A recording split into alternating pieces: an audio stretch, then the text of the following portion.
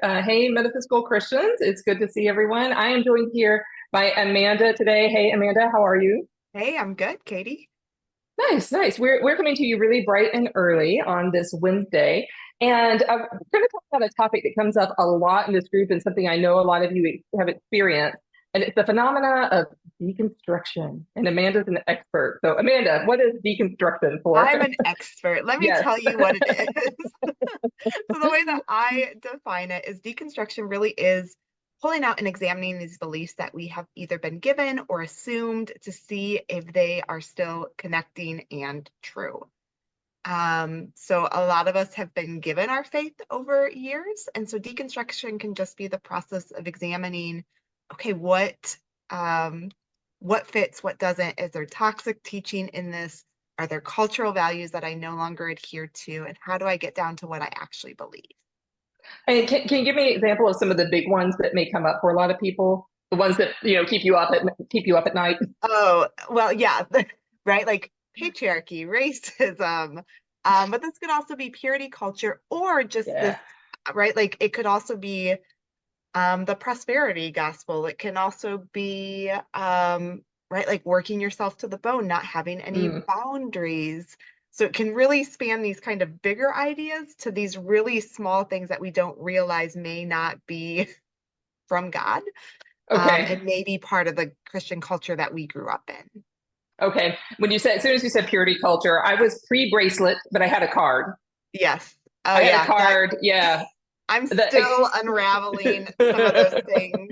yeah, And totally. it's surprising, right? Like you can be in a season where it feels really intense, but you can also be in a season where it doesn't and still find some of these things that you're like, oh, I didn't realize this was still here. Yeah. Okay. So this is a really big one. And I know for a lot of people in my group, they're coming and they're thinking about chakras, but they've been told that's from the devil. And so like that's something to deconstruct, even right there, like what is energy? So what is it that you help people do who when they're deconstructing? Yeah, so I always say that I'm not going to tell you what to believe, but I'm going to help give you a framework of sifting beliefs through maybe a specific lens. So I work a lot with how do we see things? How do we interpret things? In what ways may these interpretations be too rigid and can we create some flexibility? So really, I kind of just want to introduce this other way of thinking about things. So we do a lot with reframing.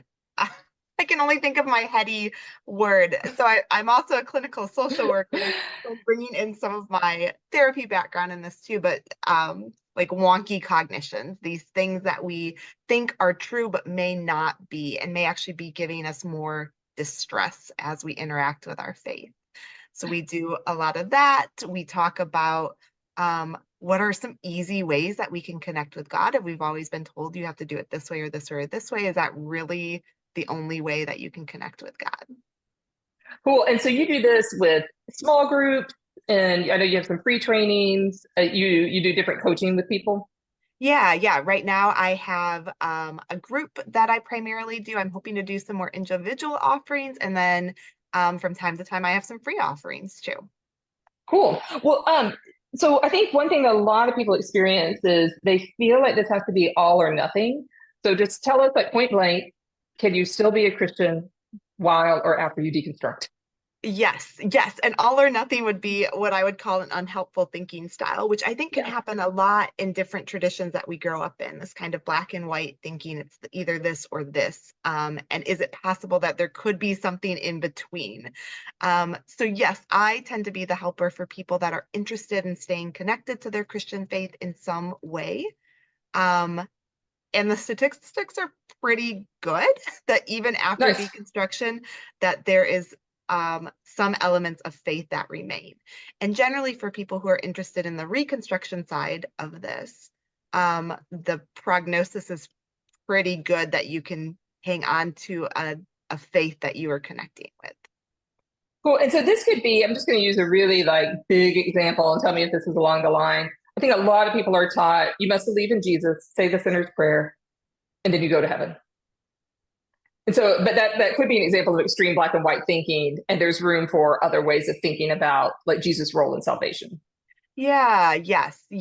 I really like Brian McLaren has these different stages of faith. So simplicity, complexity, doubt, and then mystery, right? So I think the goal is to be able, generally where deconstruction gets us is in that simplicity and complexity, Yeah. that our faith doesn't have enough stretch when something happens or something's introduced. And so how do we move into the mystery, or maybe I would call that the gray of faith, and be able to be okay there? It can be really jarring to our nervous system to go from Right. certainty to uncertainty. And so I try to help people kind of be able to live in that uncertainty while still connected to faith practices and Jesus and God. Lovely. Well, I know you've got a free training coming up, so tell us all about that and when it is, and I'll be sure to put all the links in the first comment for everyone. Yeah, so I feel like everything that I have to offer is what I wish I would have had during Yeah. my big deconstruction. So former Amanda approves this training as well. So we're talking about spiritual practices. A lot of times in deconstruction, that can be one of the first things to go, or one of the last things to be added back on.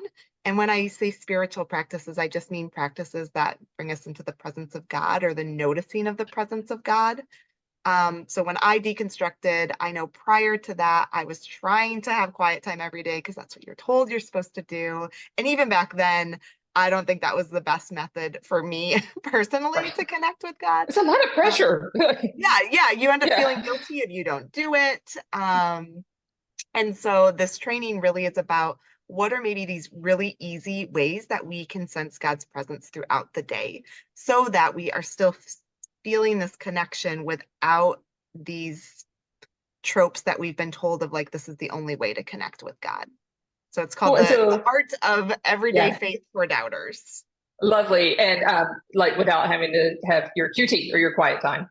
Yes. Yes. It's really like, yeah, how can we just notice God's presence throughout the day with regular things that we are doing? And so this will take place on Sunday. Yes. It's on And it's right before the Super Bowl, so come and get some spiritual nourishing, and then yes. if you're in the United States. Yes, so it's 4:30 Eastern Standard Time Okay. on Sunday. And it's free. It's going to be a good time. Usually I like to have a lot of interaction, so you can come with questions, input. I want to hear from you. Yeah, so it should be a good Nice. time. And if someone can't make it live, will there be a replay? Yes, there will be a replay. There's a limit. So there'll be 2 days after the webinar Okay. that you can watch the replay. So everyone just get registered and then you'll have access to the replay. And I'll put that link Yes, in the first comment yes. below. And Yay. some special bonuses that you'll hear about at Ooh, nice. so you'll want to check that out. Awesome, awesome. Well, I know people are going to be interested, so I'll put all those links below. Thank you so much. This is such an important area, and it's something that I sort of kind of cover in my groups, but not really. And so I want to introduce y'all to Amanda because she actually like does this, Yeah, and it's does helpful. this well. It's helpful that there's different helpers doing different Yeah. things, right? So that through all of us, we've got you covered. Yes, exactly. Lovely. Okay, well, this is fantastic, and have a great day. All right.